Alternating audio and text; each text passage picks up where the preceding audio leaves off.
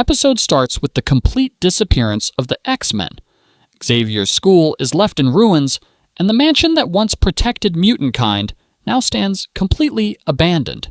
With the team scattered across time, Bishop discovers that they have been split between two different eras. One group has been sent to ancient Egypt around 3000 BC, while the other has been thrown into the distant 40th century. The situation is even worse because both timelines are connected by the same terrifying enemy, Apocalypse. Realizing time is running out, Bishop heads to the past while Forge travels into the future. Hoping to reunite the X-Men before history is permanently destroyed, Forge arrives in the distant future and is immediately attacked by Apocalypse's robotic forces. Before they can overwhelm him, Wolverine suddenly appears and tears through the machines, saving his life. Moments later, Storm, Cyclops, Jean Grey, and a young Nathan join the group.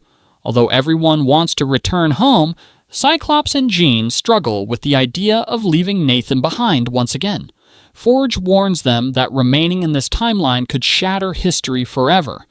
They have less than a single day to restore the timeline before every era begins collapsing into chaos. Deep inside Apocalypse's massive citadel, one of his loyal servants delivers shocking news. They have finally found the perfect vessel capable of containing Apocalypse's immortal consciousness.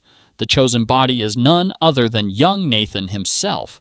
Apocalypse believes that by taking Nathan's body, he will finally escape the endless cycle of regeneration that has plagued him for centuries. Meanwhile, Cyclops and Jean privately discuss taking Nathan back to the 1990s, believing they deserve a chance to raise their son. However, the Ascani reject the idea completely. Their leader explains that Nathan's future has already been written. He is destined to become the warrior who begins Apocalypse's downfall, and removing him from this era would destroy the prophecy that protects humanity. Refusing to accept fate, Cyclops and Jean secretly attempt to escape with Nathan. Before they can get far, Apocalypse's horsemen surround them and capture all three.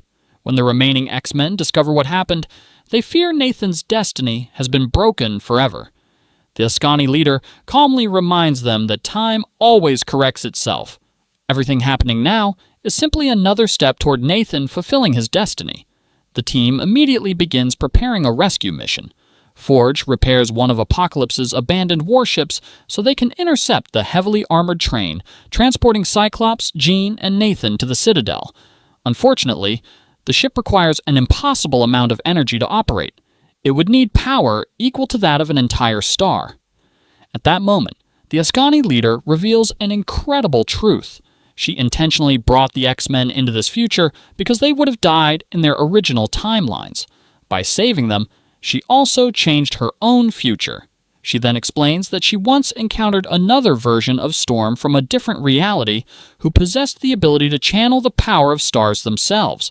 That means the Storm standing before them may one day reach the same unimaginable level of power. Inside the prison train, Nathan struggles against the inhibitor placed around his neck. Cyclops and Jean encourage him to fight through the pain and control his powers.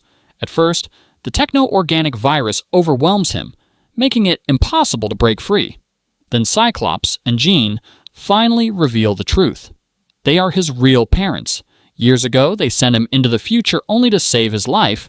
Realizing everything his parents sacrificed for him, Nathan finally masters his abilities. He destroys the inhibitor collar and frees both Cyclops and Jean. Outside, Storm unleashes an enormous surge of energy directly into Forge's modified ship, charging it enough to launch toward the speeding train. As the vessel catches up, the remaining X-Men board the convoy and battle Apocalypse's horsemen across multiple train cars. Just as victory seems within reach, the Ascani leader refuses to stop the train.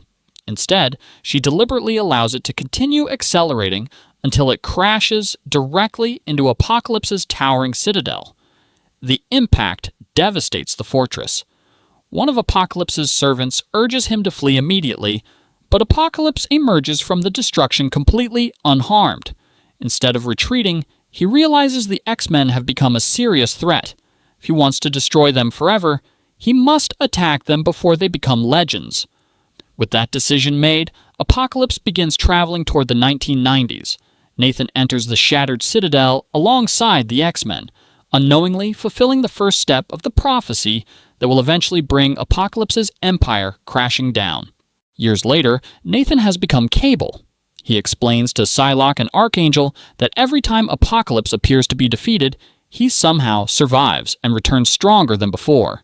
Determined to stop him once and for all, they decide to recruit additional allies, including Jubilee and Sunspot. Back in 1997, frightened young mutants arrive at Xavier's ruined mansion, hoping to find the X-Men alive. Instead, they discover only destruction. Before panic spreads any further, X-Factor arrives to rescue them. Since the disappearance of the X-Men, X-Factor has become the government's official mutant task force, responsible for maintaining order. Jubilee watches reports of increasing attacks against mutants while growing concerned about the mysterious disappearances happening across the country. At that moment, Cable contacts her with an urgent mission. One of Apocalypse's horsemen, War, has begun gathering followers. If left alone, he could enslave hundreds of innocent people. Despite her doubts, Jubilee agrees to join Cable's underground resistance team known as X-Force. The team tracks War to a crowded carnival, where an explosive battle erupts among civilians. Jubilee and Sunspot work together to weaken War before Psylocke finally brings him down. Even after his defeat, War laughs and insists that Apocalypse's plans cannot be stopped. Furious, Archangel attacks him while explaining that Apocalypse completely controls the minds of his horsemen. Psylocke searches War's memories for answers, and Cable coldly orders Archangel to execute him. Jubilee immediately objects, reminding everyone that Professor Xavier never believed in executions. Cable responds that the world has changed. They no longer have the luxury of fighting by Xavier's rules. Cable leads X-Force to Emma Frost's exclusive party, hoping to uncover Apocalypse's next move. Emma greets them with amusement, revealing that she already knows about their confrontation with War. She admits that her only connection to Apocalypse's followers was a paid business arrangement involving a confidential shipment. Following the information she provides, X-Force infiltrates the location where the shipment was delivered, believing Apocalypse is secretly collecting advanced technology to strengthen his growing empire. As they search the facility, Cable discovers that every computer has already been wiped clean. He immediately realizes the mission was only a distraction, designed to keep them occupied, while Apocalypse advanced another part of his plan.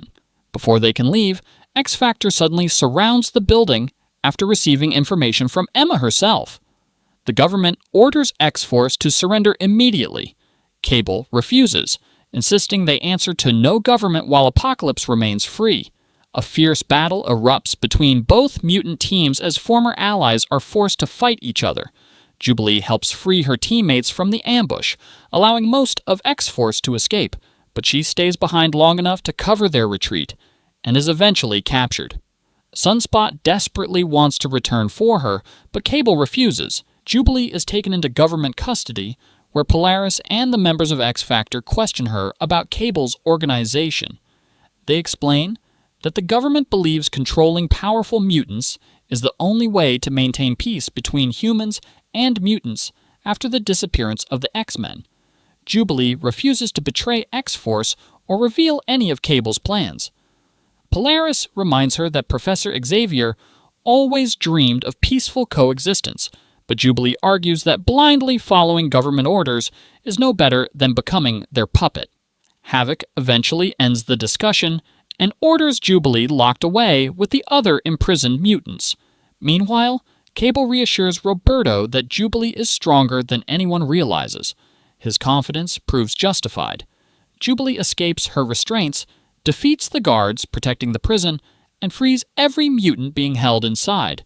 At the same time, X-Force launches a coordinated assault on the facility.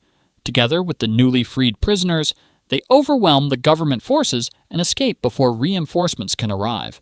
The government responds immediately. Val Cooper publicly declares X-Force a dangerous criminal organization and announces that every member will be hunted down and prosecuted. The story then returns to Cable's painful memories. Years earlier, young Nathan received the heartbreaking responsibility of sending the X-Men back to their own time. He knew that if they stayed with him, history would collapse and humanity's future would disappear completely. Before leaving, Cyclops and Jean embrace Nathan one final time, telling him how much they love him before disappearing forever.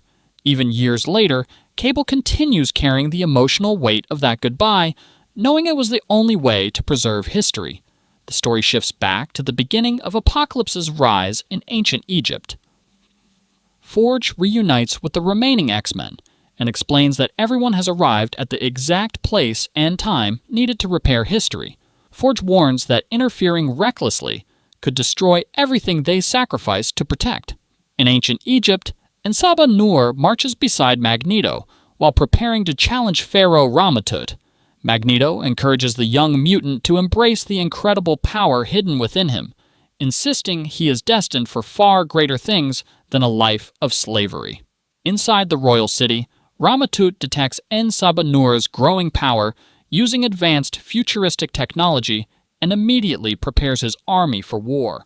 Outside the massive walls, Ensaba Nur leads the Sandstormers toward battle.